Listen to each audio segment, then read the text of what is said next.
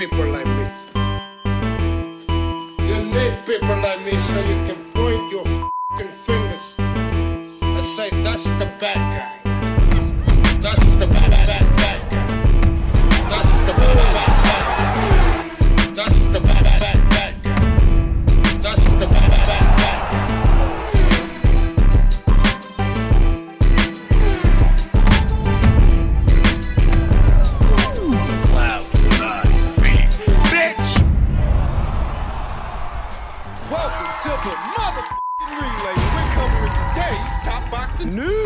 Okay, we'll start with this. Reigning undisputed middleweight champion Clarissa Shields had some choice words for Natasha Jonas, saying Natasha didn't want to fight me, offered her a lot of money. I don't need her. Shields determined that Natasha Jonas didn't want to fight her once Jonas turned down what would have been a career-high purse for the IBF WBC WBO champion. The undefeated Shields, who later agreed to a rematch with Hannah Gabriels on June 3rd, informed BoxingScene.com during a recent interview that she won't revisit a fight versus Jonas because she doesn't believe the British southpaw is genuinely interested in facing her. Natasha Jonas did not want to fight me, Shields said. All these girls used me for clout. She used my name for clout. They offered her good money to fight against me. Natasha Jonas is not as known as Savannah Marshall, Katie Taylor. She's not that big a draw. And they offered her a lot of money. It was a lot. I was even shocked. And she turned it down. I won't lie to you that I am happy that the fight didn't work out because I don't think of it as an even matchup. Natasha Jonas is a fighter who used to campaign as low as super featherweight, whereas Clarissa used to campaign as high as super middleweight. Clarissa would be bigger than Natasha, stronger than Natasha, and don't forget she's a lot younger as well. It's not an even contest. It is Clarissa's contention that Natasha Jonas priced herself out of the fight. Clarissa stated that Liverpool's Jonas was offered $500,000, $500,000, to fight the three-division champion who is commonly considered the #1 pound-for-pound fighter in women's boxing. It was ridiculous, Shields said. They offered her a lot of money. I believe it was $500,000. I mean, for women in boxing and someone of her caliber, I was shocked. I was like, are y'all taking some of the money out of my purse to pay her? How are y'all giving her all this money? But they wanted to fight that bad, and that's what they offered her. And I kind of just stayed ready on whatever the outcome was. But Natasha Jonas does not want to fight me. She looked spooked after I beat Savannah Marshall. A lot of these girls are spooked because I am stronger than what they think. Clarissa Shields hasn't proven to be a knockout merchant, a knockout puncher, but I do think she'd be a little bit too strong for Natasha Jonas. Tacked on to Clarissa's natural speed in tandem with her natural size, I think she would stop Natasha, even though she's not known for stopping her opponents. All of these girls underestimate my power, Shields said. And I think that with Natasha Jonas being ringside, she heard those shots, she's seen Savannah Marshall's reactions to those shots, she's seen my punches in person, and all that about she wanted to fight. I think that left her head because I was going to send her into retirement. I was going to knock her ass out. She knows that. And I was going to knock her out in the UK to show UK fans. Y'all thought I put a beating on Marshall. Oh, just you wait and see how I do Jonas. Natasha's an excellent boxer, one of the best in the world, but she doesn't have the physical ingredients to withstand the onslaught from Clarissa. Even if her boxing acumen is very good physically, she's just not cut out for that fight. She's not a true junior middleweight. It's a wonder that she's doing as well as she's doing in that division. You know what it reminds me of? It reminds me of Poland's own Eva Pietrzkowska, former WBC junior middleweight champion. She won the vacant title just above welterweight, which qualifies as junior middleweight, though she herself was never a true junior middleweight. And neither is Natasha. I am focusing on Hannah Gabriels on June 3rd in Detroit at Little Caesars, Shields said. Women's boxing is huge here in America now, so I don't need Natasha Jonas. I don't need a fighter who doesn't really want to fight me, who wants to keep saying my name to build herself up. I don't need her. There are plenty of girls for me to fight in the junior middleweight division and the middleweight division, even the super middleweight division. Natasha can fight whoever she needs to fight, but I'm not even revisiting the conversation with her because she don't have no common sense. I disagree. I think she's got a lot of common sense, which is why she ain't fighting Clarissa. Does this qualify as a duck? Is it safe to say that Natasha Jonas ducked Clarissa Shields? You know, this harkens back to when Floyd Mayweather beat Miguel Cotto up there at 154 pounds, up there at junior middleweight, even though Floyd himself was never a true junior middleweight. In many ways, he was never a true welterweight. There were a lot of people that gave Floyd Mayweather a lot of grief for not fighting fighters like Erslandy Lara, a junior middleweight, Paul Williams, a junior middleweight, Antonio Margarito, a junior middleweight. I remember that was a bit of a conversation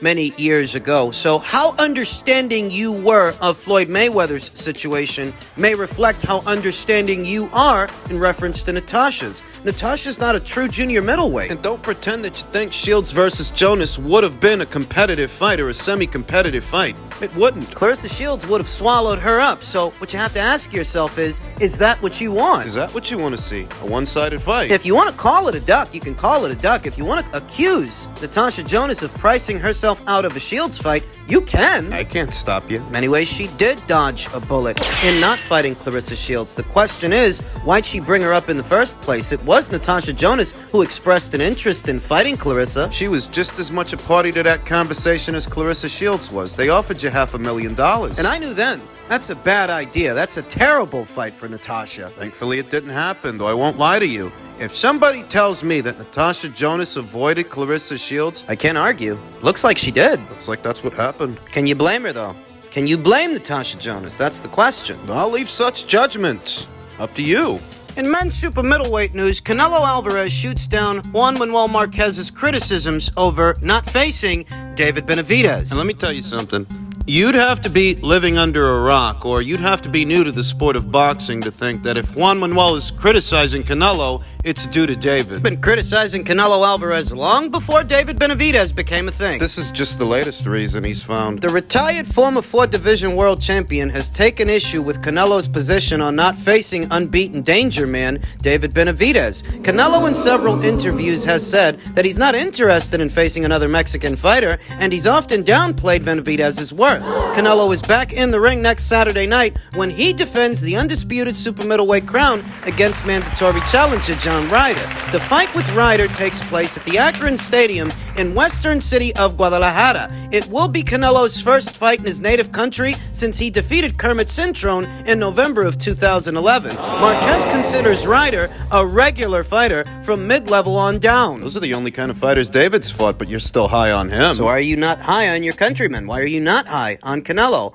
All of that is part of this. There was always criticism at the past, and there continues to be criticism, Canelo told the AP. It is a division between the haters and those who support me, which fortunately there are more of. Canelo 32 saw action back in September when he won a 12-round decision over Gennady Golovkin in their trilogy fight. Should Canelo defeat Ryder, he is likely to pursue a rematch with WBA light heavyweight champion Dimitri Bivol, who outboxed Canelo over 12 rounds in May of 2022.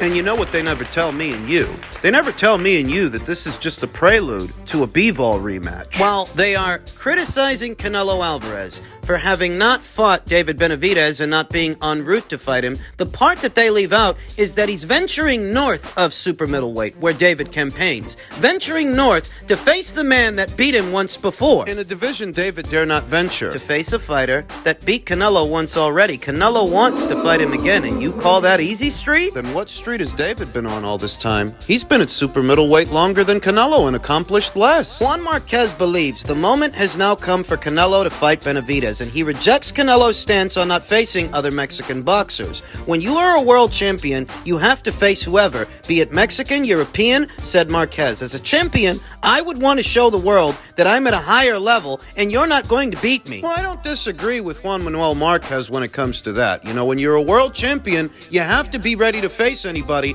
regardless of what part of the world they're from, even if it's from your part. But what part of Canelo Alvarez pursuing a Dimitri Bivol rematch do people not understand? David Benavidez ain't the threat to Canelo Alvarez that Dimitri is, and that's proven because Dimitri beat him before. He might beat him again, and he might beat him twice, whereas all this enthusiasm, all this newfound enthusiasm enthusiasm when it comes to David Benavidez is based on him pouncing overmatched opponents. In his last fight, he shared the ring with Caleb Plant, who he couldn't even drop, couldn't even stop. Canelo beat that guy easy, made it look easy. And finished strong. Finished in knockout fashion, whereas David, what's supposed to be a monster, he fought to a decision. Canelo feels Marquez has always been taking issue with his level of success. Marquez has always been envious, but his words do not affect me, and I do not take them into account, added Canelo. And that's just it.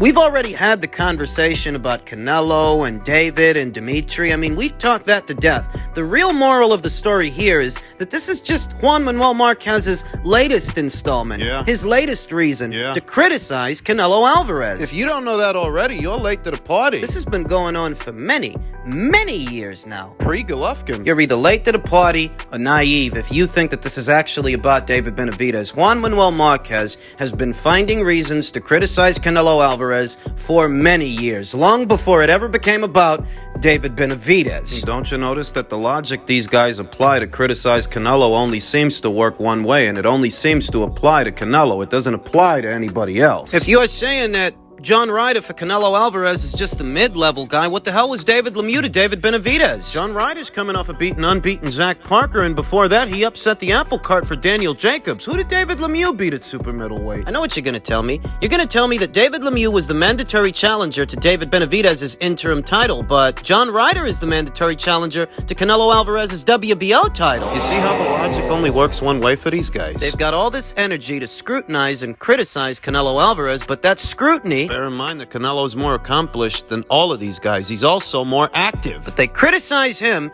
and prop up whoever the next flavor of the month is. This month, it's David Benavidez. And for doing what? What? Reheating Canelo Alvarez's dinner from late 2021. It's jealousy. It's envy. In spite of having a very accomplished career, a fighter with his own accolades, Juan Manuel Marquez was never to boxing what Canelo Alvarez went on to be, the face of boxing. I don't take that away from Marquez. He's a great fighter. He was a great fighter. But he was never the face of boxing, and it's hard to say that he had the same accord as Morales, as Barrera, as Canelo. It's hard to say that. He was never the draw that Canelo Alvarez went on to become. That much we can say. And I think he resents him for it. What I think? You don't spend this many years criticizing the same guy if you ain't got an axe to grind. And it's clear that Juan's got an axe to grind. He's just using David as an excuse now. It's just the latest reason to do it. Juan Manuel Marquez is just another boo bird. Just another boo bird circling Canelo Alvarez like many boo birds are. But at the end of the day, the paying public, the boxing community at large that pays money for boxing, more of them are on Canelo's side than the alternative. So you can say what you want. We all know this isn't really about David Benavidez. How do you ignore that he's pursuing a rematch with the man that beat him? You who fought Manny Pacquiao 4 times. Surely Juan would understand, one would think. But Juan Manuel Marquez, like many others, has never been able to be objective when it comes to Canelo Alvarez. And it is motivated by resentment, jealousy, that Canelo is as successful as he is in spite of your annotations. In spite of what you think, he's a bigger draw than you ever were. In men's super lightweight news, the continued fallout from Ryan Garcia's knockout loss to Gervonta Davis, Oscar De La Hoya, his promoter, says Ryan Garcia is the new face of pay-per-view, like it or not. Gervonta only did around 200,000 pay-per-view a few times without Ryan. With Ryan, fight generates 1 million plus pay-per-views. A valid point, though not entirely true. I happen to agree that the driving force for a lot of those buys was the addition of Ryan Garcia to a Gervonta Davis fight, because without him, Gervonta never did numbers like this, and he was on pay-per-view 5 times. The disconnect is that moving forward, Ryan is the face. Not exactly. He lost the fight. He lost the fight in knockout fashion. He did a good job of selling it and building himself up and getting people interested and excited, but once the dust settled, he lost. And it wasn't competitive. If it were, you could have made the argument that it didn't really hurt his stock, losing the fight, even getting knocked out, if it were dramatic, if it were competitive, but it wasn't. Ryan looked like a prospect. Moreover, a lot of people feel that Ryan quit. That's how they feel. That can definitely hurt a fighter's stock. moving forward. Ryan Garcia himself said to Joe Goossen after the knockout loss to Davis, "I didn't want to continue because of my rib." You've seen fighters fight with broken hands and fractured orbital bones. You've seen fighters in the past face all manner of adversity. And when it came Ryan's turn to face some adversity under the hot lights, a lot of people feel that he quit. How they feel. Ryan Garcia revealed to his trainer in the immediate aftermath of his knockout loss to Gervonta Davis that his injured rib prevented him from continuing in the 7th round of their fight April 22nd in Las Vegas last weekend. In footage Showtime released Saturday as part of its all-access Davis vs. Garcia epilogue, Garcia can be heard confirming to Joe Goossen that his rib injury kept him from getting off one knee after Davis' left to the body sent him down. Referee Thomas Taylor counted out Garcia at 1 minute and 44 seconds of the 7th round in their Showtime pay-per-view main event a week ago at the T-Mobile Arena. Goossen, who suspected his fighter's injured rib played a factor in the outcome, asked Garcia, "Did it hit that rib?" Did it hit that rib part at all, Ryan? To which Ryan Garcia replied, "Yeah," to which Goossen responded, "I knew it." And honest Garcia then divulged, "I didn't want to continue because of my rib, but it's okay. I don't want to make excuses." Goossen tried to console his boxer by stating, No, let me tell you something. That type of shot is a hard one to overcome. You'd rather get hit on the chin." Garcia agreed. "Yeah," Garcia said, "I would have rather get hit on the chin." Last week we heard about Ryan's sparring partners, one of them who injured him in sparring leading up to this fight with Gervonta. The sparring partner was the suspected mole we kept hearing about in Ryan Garcia's camp, who was relaying information back to Gervonta Davis. That entire angle of things. It does seem that Ryan went into this fight injured, though in the eyes of many, he will still appear a quitter, and that will affect his marquee value moving forward. Yeah. It's a long road ahead. Yeah. Two things can be true at the same time. What Oscar De La Hoya is saying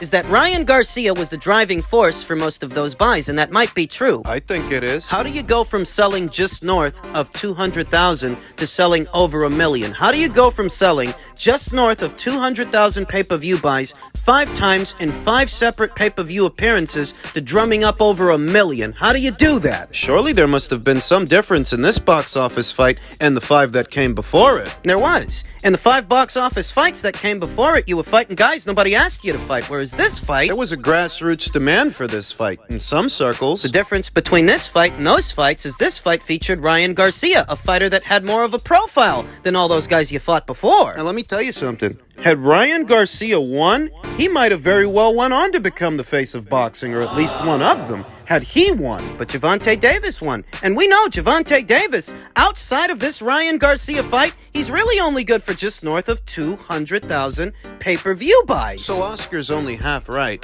Maybe the driving force for most of these sales was Ryan Garcia, but moving forward, no, he's not the face. Because he lost, and in the eyes of many, he quit. He's got to redeem himself. He's got to make people believe in him again. He's got to get busy.